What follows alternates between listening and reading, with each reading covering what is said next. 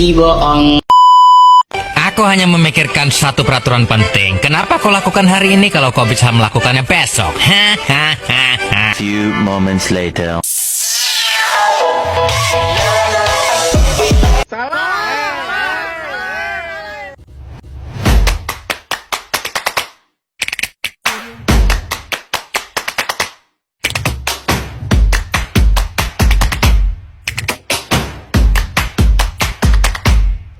Halo guys, perkenalkan nama aku Indah Ainun Nabila dari program studi Manajemen Keuangan Syariah Universitas Islam Zainul Hasan Genggong, Karasan Probolinggo, Fakultas Ekonomi dan Bisnis Islam. Saya dari kelompok 12, saya akan mempresentasikan mata kuliah Bank, Lembaga dan Keuangan Syariah, di mana judulnya ialah Peranan Baitul Mal dan Produk BMT dalam Pemberdayaan Ekonomi. BMT di sini memiliki tujuan untuk meningkatkan kualitas usaha ekonomi untuk kesejahteraan anggota pada khususnya dan masyarakat pada umumnya. Nah, dengan menjadi anggota BMT, masyarakat dapat meningkatkan taraf hidup melalui peningkatan usahanya. Di mana bisnis koperasi BMT adalah bisnis yang sasarannya untuk masyarakat di kalangan bawah sesuai dengan ketentuan peraturan. Nah, contohnya banyaknya karyawan perusahaan yang di PHK. Nah, di mana disinilah yang membuat BMT akhir-akhir ini menjadi semakin meningkat terhadap permintaan akan perannya akan jasanya. Dan tidak semua koperasi BMT mampu bertahan dan bersaing dengan sejenis perusahaan lainnya. BMT ini semakin populer setelah dipicu kesadaran masyarakat muslim tanah air untuk mencari model ekonomi alternatif. Pendirian BMT ini merupakan salah satu upaya untuk menggerakkan ekonomi rakyat yang berada pada mayoritas umat Islam.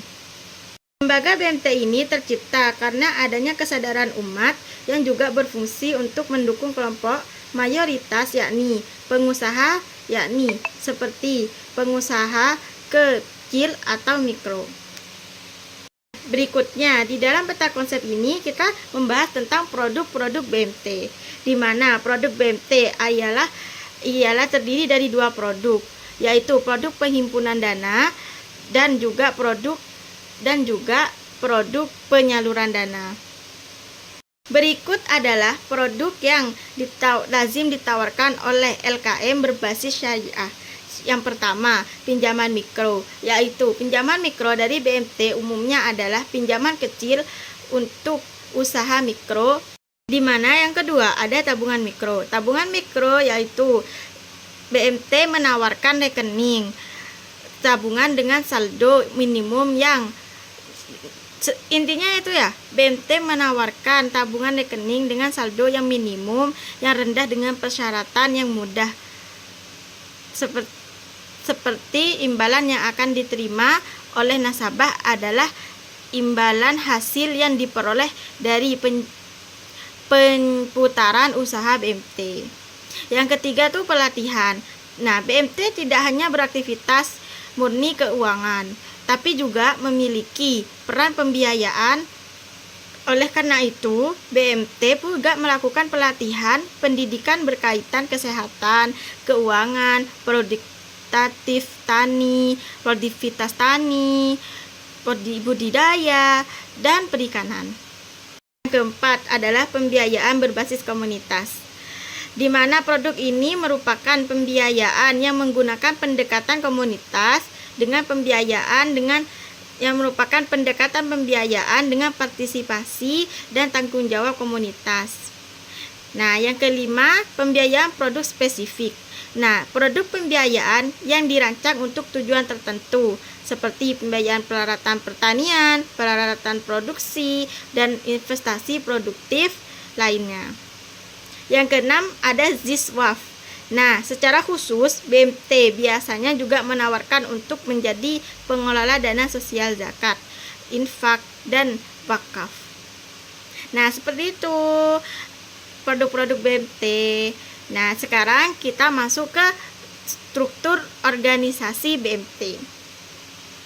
Nah, struktur organisasi BMT ada pengawas syariah, dewan pengawas, direktur umum, direktur keuangan, dan direktur operasional. Di mana pengawas syariah ialah bertanggung jawab atas pengawasan dan pengendalian kegiatan BMT sesuai dengan prinsip syariah.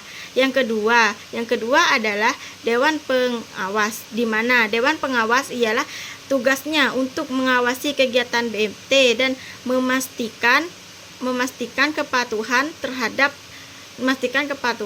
terhadap peraturan dan kebijakan. Yang ketiga yaitu direktur umum, di mana tugas direktur umum adalah memimpin dan mengkoordinasi kegiatan operasional BMT. Yang keempat yaitu direktur keuangan, yaitu yang mengelola keuangan BMT. Dan yang kelima, direktur operasional, yaitu mengelola kegiatan operasional yang ada di BMT. Nah, sudah selesai. Nah, sekian dari saya. Mohon maaf jika ada kesalahan di awal presentasi sampai dengan akhir presentasi saya. Semoga presentasi saya kali ini bisa bermanfaat untuk yang menonton. Dadah, assalamualaikum.